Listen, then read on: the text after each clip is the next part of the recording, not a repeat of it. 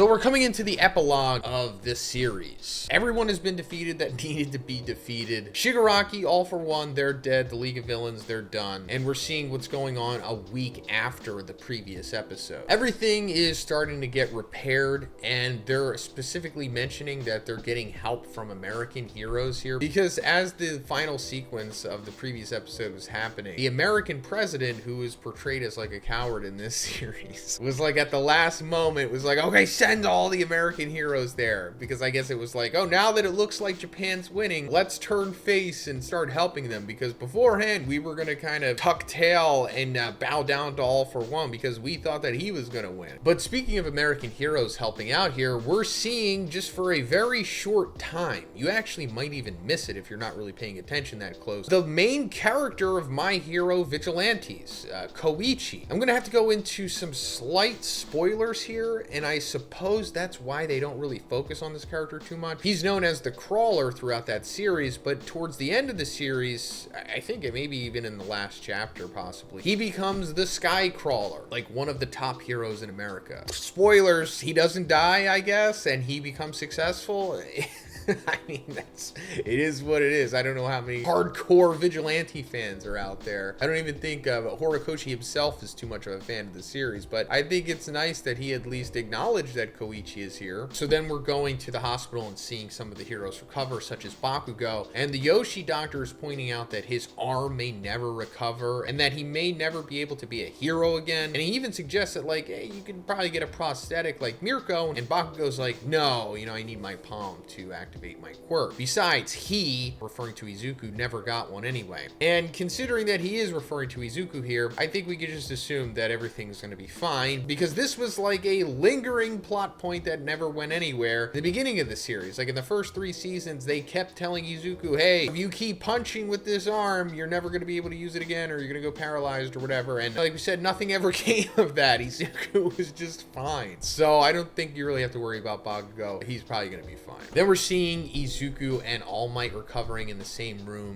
and they're basically reflecting on the final battle, saying that like, oh, I wasn't able to save Tenko. And All Might just reassures him that like, I guess you did, because towards the end there, if you didn't see the crying kid anymore, I guess you put him at peace. It's like, yeah, I mean, I guess he did. Peace through death, I suppose. And it just goes back to what I had talked about many times in these reviews. All of the villains are just victims of circumstance, and they ultimately never really have good endings here, especially the grim one that we're going to see at the end of this episode. Then Bakugo comes into their room, and he finds out that Izuku has embers left, which we saw All Might had after he transferred One for All to Izuku. So Izuku is quirkless, but he still has like a little bit of juice left in him, which will eventually be used up. And Bakugo is upset about that, of course, because he wanted to continue doing this forever with Izuku. You know, them chasing each other, pushing each other, working together, being heroes. And now that Izuku is quirkless, he's not going to be able to have it. And we just see Bakugo straight up crying here, which is unusual for him. I mean, he's cried at least 2 other times in the series, I think, but this is like the most, I suppose, he has. And it's because he's fully come around to like loving Izuku, not just as a friend, but also as a rival. Hey, also guys, can we try to get 3,000 likes on this video? Grab that phone, hit the like button. It'll really help the video, and it'll help me out as well. Thanks guys, I appreciate it. Then we're coming to the graduation ceremony. Not graduation for class 1A, of course, but class 3, you know, mainly the big 3. And with that, class 1A is finally becoming class 2A, which is like hilarious, because My Hero Academia should have just been called My Hero First Year, because the entire series from start to finish takes place just through their first year of school. I mean, I know chronologically it goes a little over that, but still I've always felt that this was kind of just a waste, because My Hero Academia focuses on that for like the first 3-4 seasons kind of, but then after that it just becomes All for One versus One for All. And I know most series just diverge into like what the greater narrative of the good versus evil part of it is, but I feel like Horikoshi could have made this series go on much longer. It is 400 chapters, but a lot of those chapters, like I said, just focus on One for All versus All for One. And a big thing that brought people into this series was the whole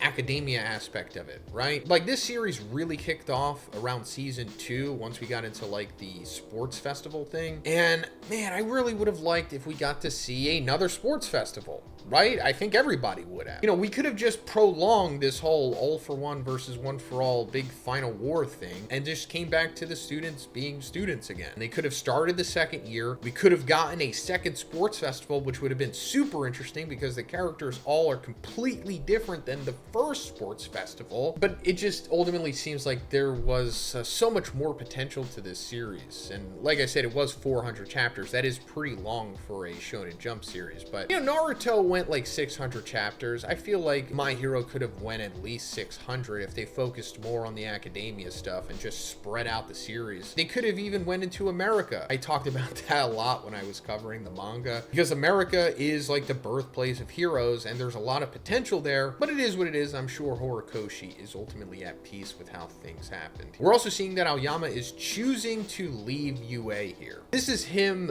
willingly paying for his crimes. You know, being a traitor, essentially. Like, his parents collaborated with All for One since he was a baby. Like, that's how he got that naval laser quirk. And he was essentially put into UA as a spy. And of course, this was all revealed in, I think, season 6. Everyone did forgive him, especially since he played a big role in getting information All for One, which also led to the villains being split up at the very beginning of this war. So he did somewhat have a redemption, and everyone has forgiven him, but he's choosing to leave because it is, I guess, the right thing to do. I mean, he's not getting imprisoned, so I guess this is a second best option. But who's replacing him is Shinso. This is funny because this was set up, I think, in season 5, right after the Class 1A versus Class 1B scrimmage thing. I forget the exact name of it. But Shinso was included in that, and once it was over, they were like, okay, Shinso's going to be included in one of these classes, but we don't know which one yet. It's either going to be 1A or 1B, and it turns out, yeah, it's 1A. And this is great because this is what Shinso always wanted. He wasn't originally a part of the hero studies because his quirk was like, you know, the mind control quirk. It wasn't very hero-like, but now we're seeing that, yes, it is very hero-like, and he is ultimately going to be able to be a hero like he always wanted. So then we're coming into the final sequence of this episode with the Todoroki family visiting Dabi. Yes, Dabi is still alive somehow, despite everything that he had pushed himself through at the final war here, and he's being kept alive by like this big elaborate life support system, which is like hilarious. This is like a complete waste of taxpayers' money. Like, there is so much time, effort, and money going into keeping him alive, and they're even saying that he's gonna die soon. Maybe he has like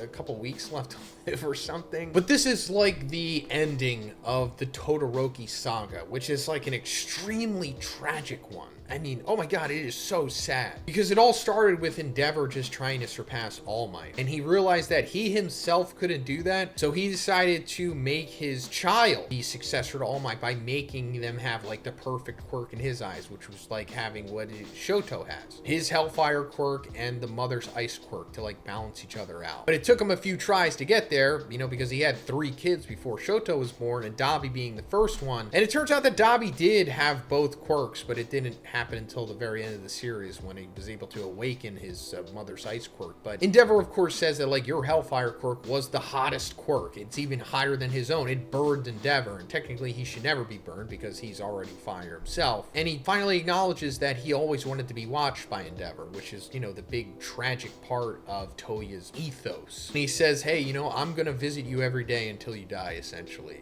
And this makes Toya cry. And as they're leaving, Shoto asks Toya, like, hey, what's your favorite food? And in the last second, he says soba, which is also Shoto's. And then he remembers like them being in parallel or whatever. And it's like showing that, yeah, there was potential for this family to be awesome. But Endeavor, his selfishness created just this awful legacy for them. And he's trying to rectify it here, especially now that he can no longer be a hero. Like, he's missing an arm. He's essentially paralyzed, I think. Like, he's wheelchair bound, I think, forever. And his family hates him too. I mean, not so much Fuyumi, but Natsuo definitely hates him still. Like, he's still not forgiving him. He's like, hey, this is gonna be the last time you ever see me. I'm gonna go get married or whatever. So it's like, yeah, this is a very sad ending to the Todoroki family. I mean, I guess they're ultimately okay, but they are still scarred forever. Like, they have those burn scars in this final battle as well. The only one that's really making it out here okay is Shoto, I suppose. Like, he's gonna go on to be a great hero, of course. And then in the last sequence, we find out that Hawks has become the new president of the Public Safety Committee, which which is pretty cool. I mean, he is quirkless now, so at least he has this. But yeah, that's where the episode ends, and I think we have like 2 episodes left after this. So let me know what you thought about this one in the comments, guys. If you liked it, please give it a like, and please subscribe if you haven't already. Have a great day, and I'll see you in the next one.